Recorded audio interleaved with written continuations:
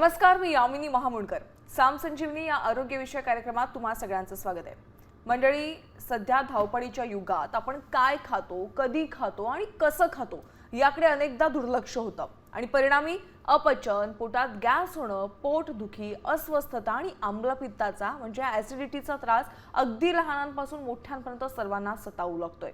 तात्पुरत्या औषध उपचारांनी त्यावर तत्काळ आराम मिळतो खरा, पण मुळापासून हा त्रास दूर करण्यासाठी आपल्या दैनंदिन आहारात आणि जीवनशैलीमध्ये काय बदल करायला हवेत, आयुर्वेद यावर नेमकं काय सांगतो, याच अत्यंत महत्त्वाच्या विषयावर सविस्तर चर्चा करण्यासाठी आज आपल्यासोबत प्रसिद्ध आयुर्वेद तज्ञ आणि कार्लातील आत्मसंतुलन केंद्राच्या संचालिका डॉक्टर मालविका तांबे बोलणार आहेत. डॉक्टर आपल्या स्टुडिओमध्ये आलेले आहेत. स्वागत आहे. नमस्कार. थँक्यू. प्रेक्षक हो, आता या लाईव्ह कार्यक्रमामध्ये तुम्ही देखील आरोग्याशी निगडीत कोणत्याही समस्या असतील तर थेट डॉक्टरांशी संवाद साधू शकता आणि त्यासाठी आमचा स्टुडिओ क्रमांक अगदी लगेचच लिहून घ्या 022410100610. आता आपण विषयाला सुरुवात करूया.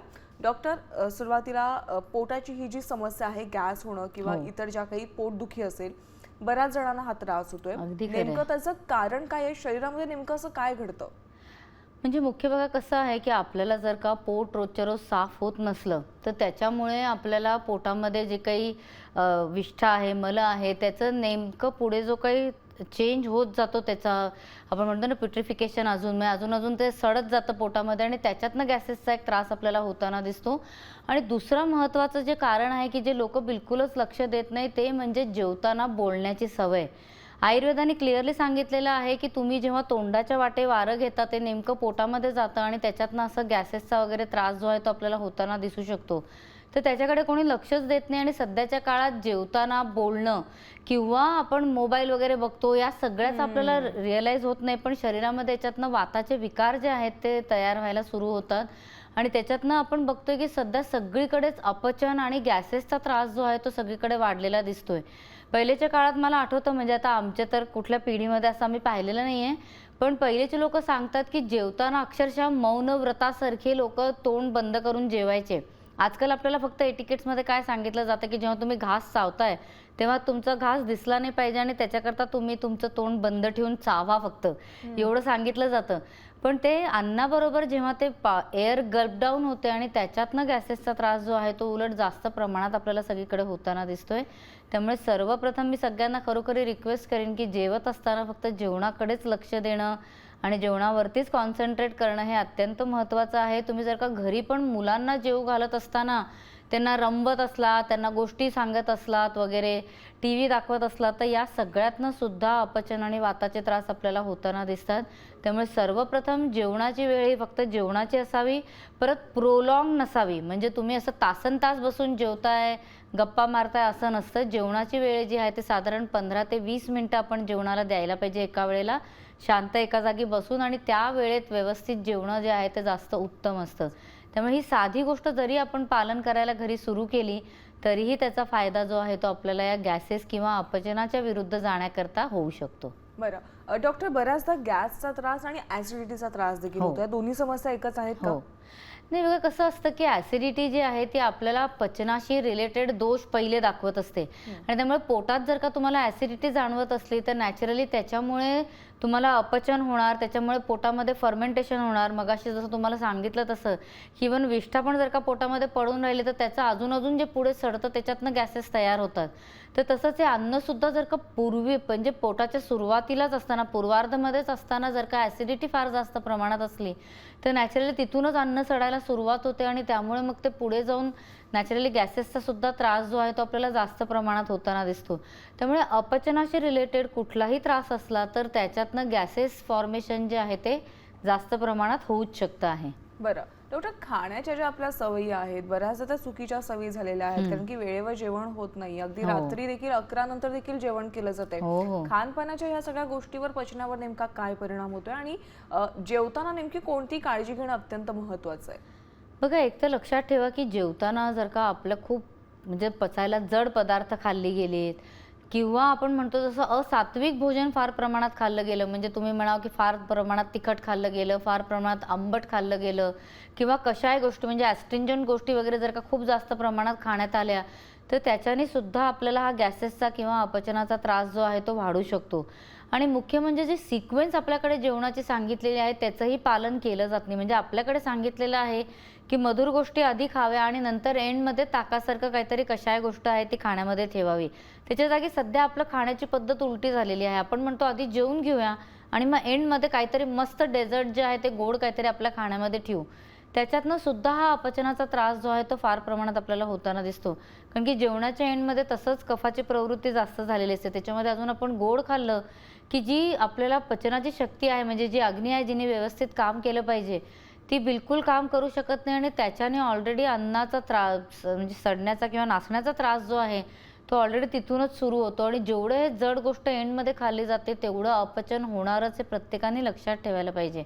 त्यामुळे अन्नाच्या सुरुवातीला तुम्ही गोड पदार्थ घ्या, मधुर रसप्रधान. म्हणजे मध्येच तुम्हाला गुलाबजाम वाढल्या म्हणून पहिलाच घास गुलाबजामचा घेऊन सगळं संपवून नसतं टाकायचं, पण मधुर रसाच्या गोष्टी म्हणजे जसं भात आहे तर तो सुरुवातीला खाल्लेला कधीही जास्त उत्तम असतो. का एखादा गोड पदार्थ असला तर तो भातानंतर खाल्लेला जास्त चांगला असतो. पण जेवणाच्या एंडमध्ये कुठलंही जड पदार्थ किंवा कुठलाही गोड पदार्थ आहे तो संपूर्णपणे टाळलेला जास्त बरा राहील. बरं डॉक्टर, असं एखादा माणूस बाहेर गेलेला आहे किंवा ऑफिसमध्ये आहे आणि अचानक समजा पोटामध्ये दुखायला लागलं, गॅसचा त्रास झाला, तर इन्स्टंट एखादी पावडर पाण्यामध्ये टाकून ती पिली जाते. हो, हे करणं कितपत योग्य आहे किंवा आयुर्वेदानुसार तुम्ही काय त्यांना उपाय द्याल? म्हणजे माझं असं म्हणणं राहील की तुम्ही नुसतंच काहीतरी अँटॅसिड वगैरे असं काही घेत असलात किंवा सोडा घेत असलात तर त्याचा फारसा फायदा आपल्याला होत नाही. कारण की तेवढ्या वेळापुरतं जरी ते गॅसेस शमन झाल्यासारखे वाटले तरी सुद्धा नंतर त्याच्यातनं जो अपचनाचा त्रास पुढे होणार आहे तो तसाच राहतो.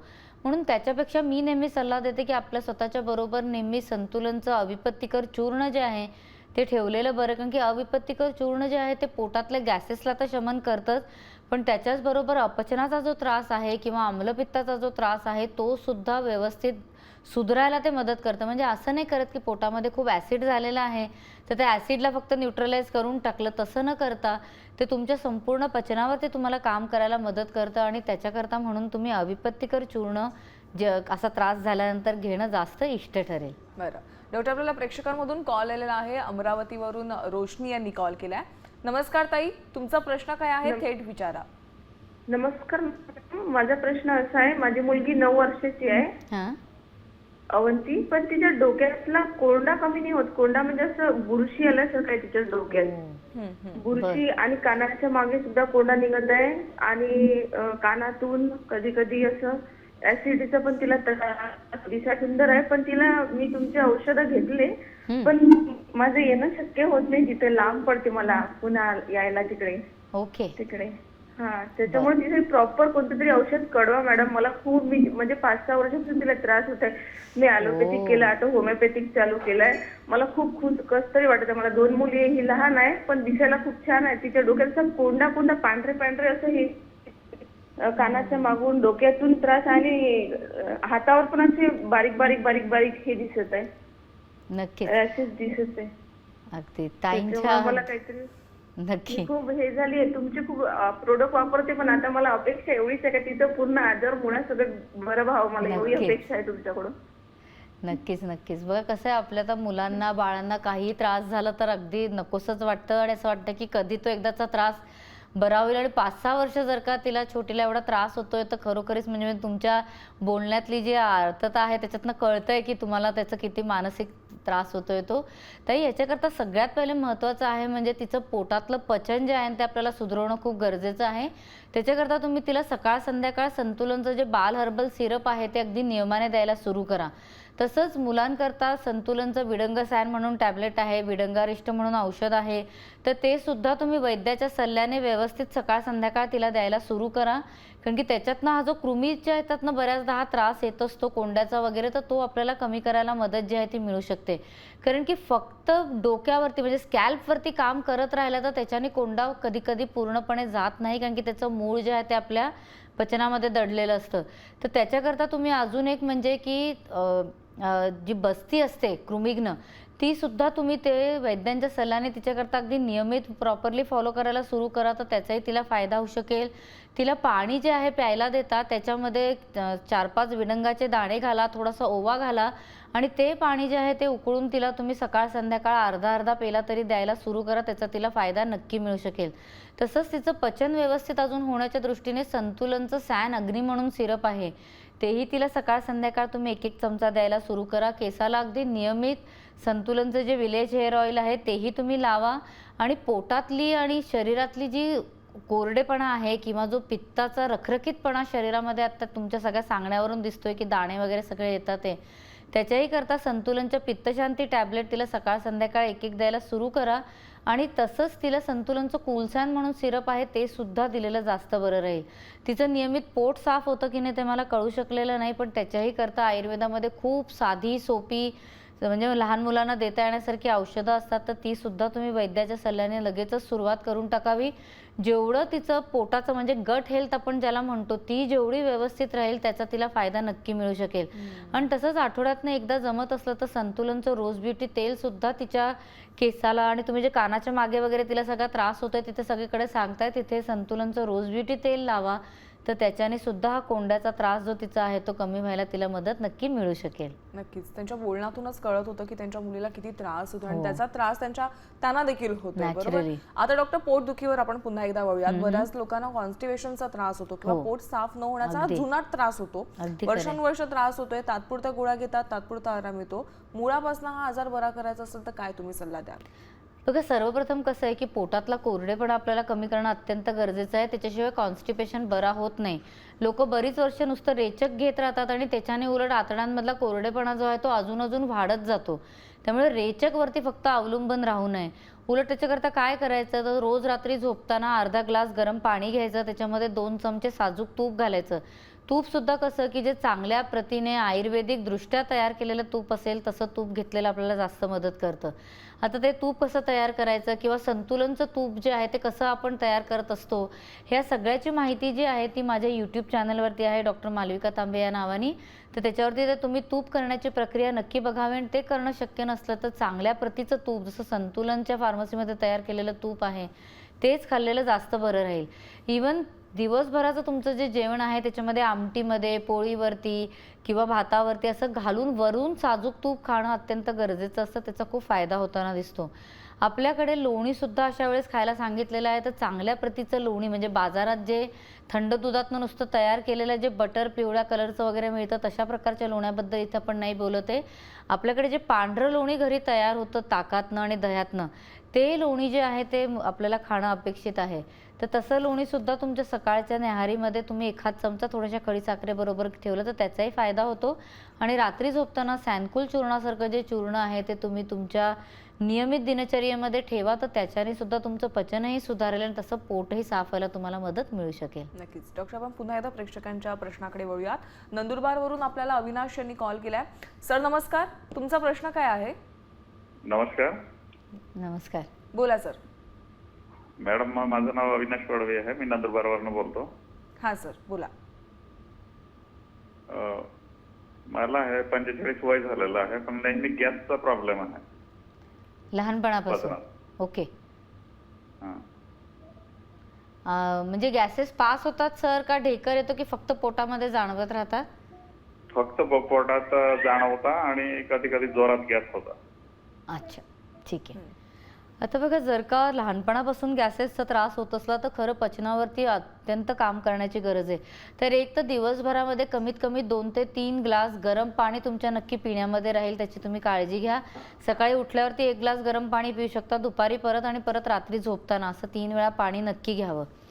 जमत असलं तर सकाळच्या वेळेला तरी निदान या पाण्यामध्ये तुम्हाला 1 चिमूट काळं मीठ आणि तसंच अर्धा लिंबू जर का पिळून ते पाणी पिऊ शकला तर त्याचा तुम्हाला अजून फायदा होऊ शकेल. पण बऱ्याचदा काही लोकांना सकाळी सकाळी लिंबू घेतल्याने ॲसिडिटी वगैरेचा सुद्धा त्रास जाणवतो. त्यामुळे हे तुम्ही उपाय एकदा करून बघावा आणि त्रास वाटला तर नुसतं गरम पाणी सुद्धा घेतलेलं चालू शकेल.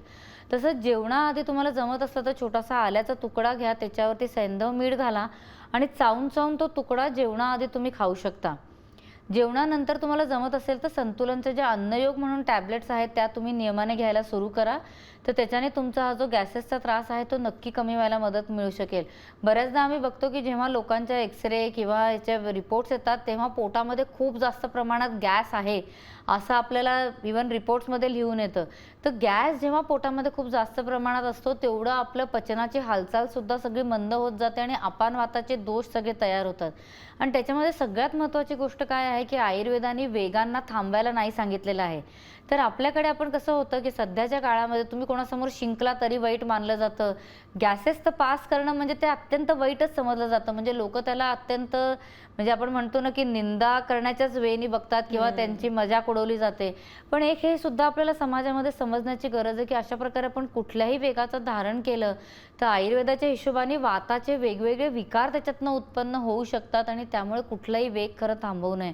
त्यामुळे गॅसेसचा त्रास ज्यांना होत असेल त्यांनी एक नेहमी लक्षात घेतलं पाहिजे की टॉयलेटमध्ये जाऊन किंवा कुठेही जाऊन तुम्हाला गॅसेस वेळेवरती पास करता येतील ह्याची काळजी नक्की घ्या. दिवसभर जर का गॅसेस असे थांबवून ठेवले तर त्याच्याने सुद्धा पुढे अपचन होतं. परत पोटामध्ये ब्लोटिंग वगैरेचे त्रास आहेत आणि अपचनाचे त्रास आहेत ते सगळे फार प्रमाणामध्ये वाढू शकतात. त्यामुळे तसं बिलकुल करू नये. आणि त्याच्यानंतर रात्री झोपताना सर तुम्ही सॅनकुलसारखं जे चूर्ण आहे ते अगदी नियमाने घ्यायला सुरू करा. कारण की सॅनकुलने पचनसुद्धा सुधारतं, पोटसुद्धा साफ होतं आणि गॅसेस होण्याची जी टेंडन्सी आहे ती सुद्धा कमी व्हायला त्याच्यातनं नक्की मदत मिळू शकते. तरी तुम्हाला इतके वर्ष त्रास आहे हे सगळं करून सुद्धा तुम्हाला जर का बरं नाही वाटलं तर माझा तुम्हाला सल्ला राहील की तुम्ही प्रत्यक्ष मार्गदर्शन घ्यावं. मार्गदर्शन घेतल्याने एकूण अपचनाचा त्रास कुठून उद्भवतोय, मुळापासून त्याच्यावरती कसं काम करता येऊ शकेल, पंचकर्मातला एखादा उपचार आहे का की जो तुम्हाला मदत करू शकेल, असा सगळ्याचा विचार जो आहे तो आपण तुमच्या केसमध्ये मग करू शकू. नक्कीच.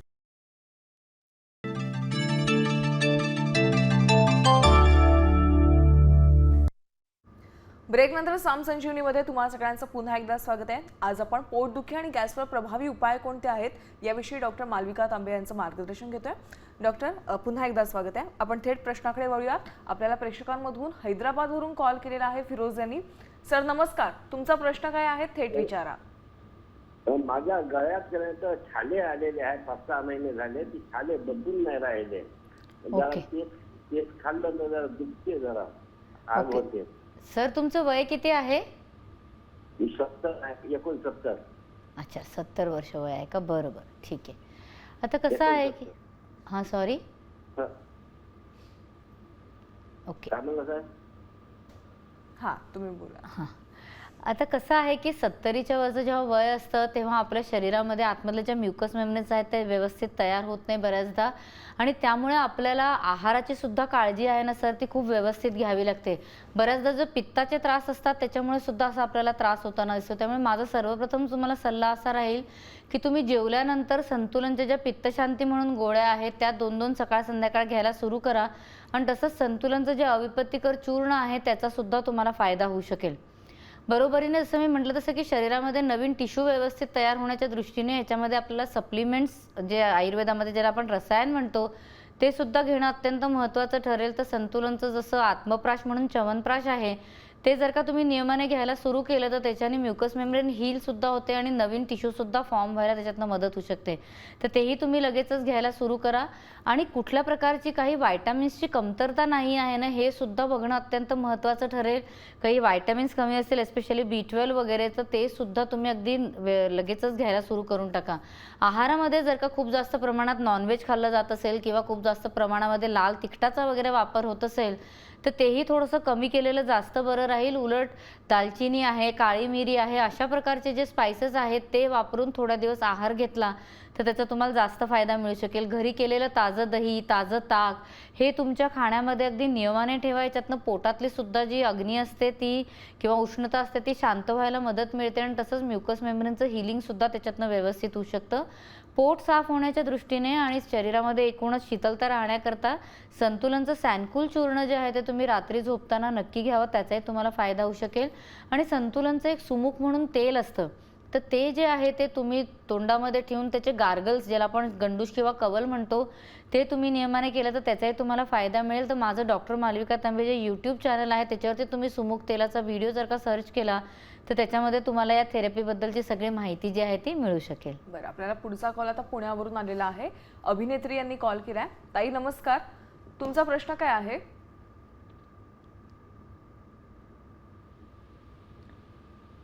बरं, त्यांनी कॉल कट केलेला आहे. आपण तोपर्यंत पुढच्या प्रश्नाकडे वळूयात. मगाशी तुम्ही उल्लेख केलेला होता गॅसेसचे काही प्रकार, पोटामध्ये गॅस साठून राहतो किंवा पास होतो किंवा ढेकर येतो. पण आपल्याकडे तर असं बोलतात की जेवणानंतर ढेकर आलं तर म्हणजे जेवण पचलं, तर हे कितपत योग्य आहे?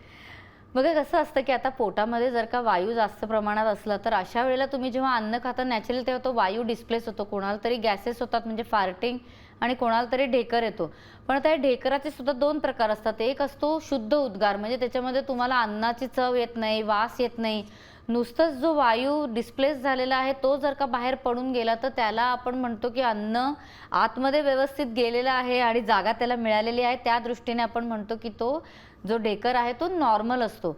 पण सहसा ढेकर होण्याचा त्रास जेव्हा आपण गॅसेसमुळे बघतो तेव्हा त्याच्यामध्ये एक तर उष्णता जाणवते, ॲसिडिटी जाणवते आणि खाल्लेलं जे जेवण आहे, जे अपचन झालेलं आहे किंवा फर्मेंटेशन झालेलं आहे त्याचा जेव्हा वास किंवा चव त्याच्यामध्ये जाणवतं, ते उद्गार जे असतात किंवा ते ढेकर जे असतात ते चांगले नसतात आणि त्याच्याकरता आपल्याला असे सगळे उपचार जे आहेत ते नक्की करावे लागू शकतात. बरं, आपल्याला पुन्हा एकदा अभिनेत्री यांनी कॉल केलेला आहे पुण्यावरून. ताई नमस्कार, माझा आवाज तुमच्यापर्यंत येतोय? हो येतोय. बरं, तुमचा प्रश्न काय आहे विचारा. माझा प्रश्न असा आहे मॅडम की माझ्या पायाचा घोटा सुजतो आणि माझा रुमॅटिक अटॅकिक सांगितलेला आहे. तर त्यासाठी उपाय सांगा. आणि मी रात्रीचं तूप वगैरे घेते पाण्यामध्ये, जेवणामध्ये. अच्छा, आणि तुमच्या पित्तशांती गोळ्या कशा घ्यायच्या हे पण जरा सजेस्ट करा.